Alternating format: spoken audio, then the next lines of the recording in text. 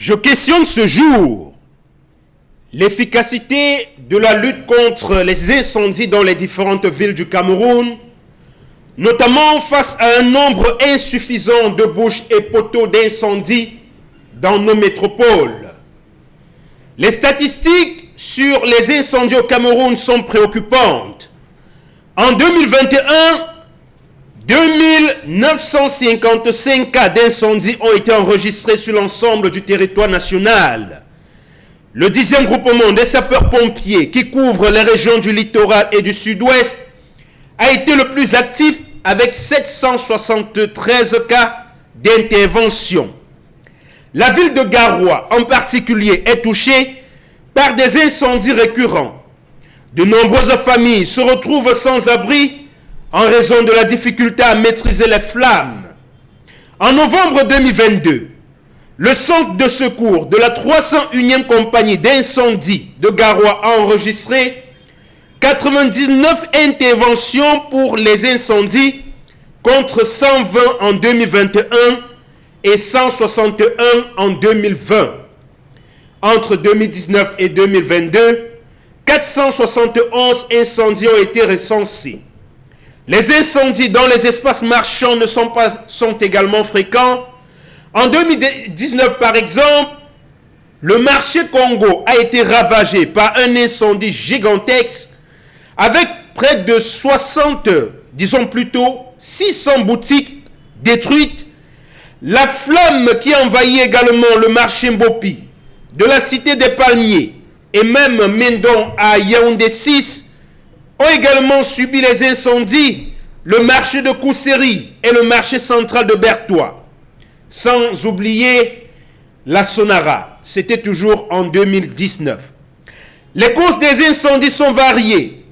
Défaillance des installations électriques, retour brusque du courant après une coupure, manipulation imprudente des sources de chaleur domestiques, négligence, bougies laissées sans surveillance, bouteilles de gaz non fermées. Les interventions des sapeurs-pompiers sont souvent entravées par des obstacles tels que les difficultés d'accès dans les quartiers, les difficultés matérielles et des constructions anarchiques. Le principal obstacle demeure le nombre insuffisant de bouches et poteaux d'incendie. À Douala, par exemple, il y a seulement 453 poteaux et bouches d'incendie installés, dont 111 non fonctionnels. Certains manquent d'évacuation des eaux et les autres le long des routes qui ne fonctionnent pratiquement pas. Ils sont dépourvus de carrés de manœuvre et de demi-raccords. En décembre 2023, le chef du service de la promotion du développement durable à la direction de l'environnement, de la santé et du cadre de vie de la communauté urbaine de Douala a révélé la répartition suivante des bouches d'incendie dans la capitale économique. Douala premier, 235. Douala deuxième, 32. Douala troisième, 22.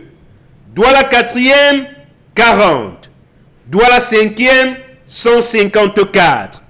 Et aussi ces répartitions suivant les zones, notamment la zone portuaire qui en compte 69, la zone aéroportuaire 11, la zone Camrail 29 et le centre-ville 342. Cette situation critique impacte gravement l'efficacité des interventions des sapeurs-pompiers. En effet, le besoin en eau est crucial lors des interventions.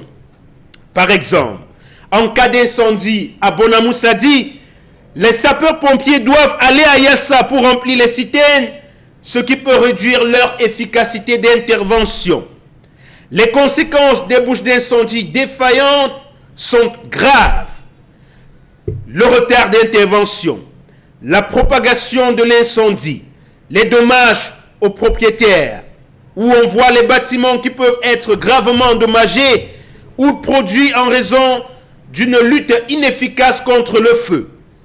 Danger également pour les personnes. Les proches de l'incendie peuvent être blessés ou perdre la vie en raison de l'impact, de l'incapacité des sapeurs-pompiers à intervenir.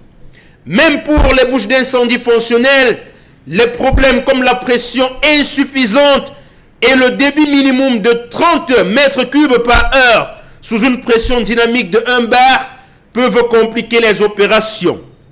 Il est donc incompréhensible que malgré le nombre insuffisant de bouches d'incendie dans la capitale économique, plus d'une centaine soient non fonctionnelles sans que cela ne suscite une réelle inquiétude des autorités. Les autorités locales et les gestionnaires de la voirie ont plusieurs responsabilités cruciales. Installer et entretenir les bouches d'incendie de manière régulière en effectuant des inspections périodiques pour garantir leur fonctionnalité et leur accessibilité. Assurer que les bouches d'incendie sont installées à des emplacements stratégiques et respectent l'accessibilité en tout temps sans obstacle.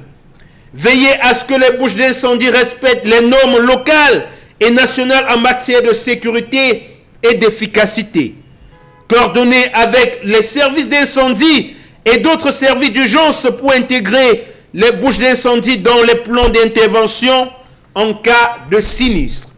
Sensibiliser également les citoyens et les entreprises à l'importance de protéger les bouches d'incendie en évitant par exemple de les obstruer.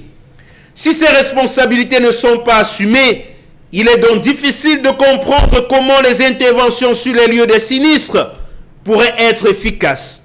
La prévention doit être une priorité pour éviter les situations d'urgence plutôt que de simples réagir après les coups de flamme qui surgissent de part et d'autre.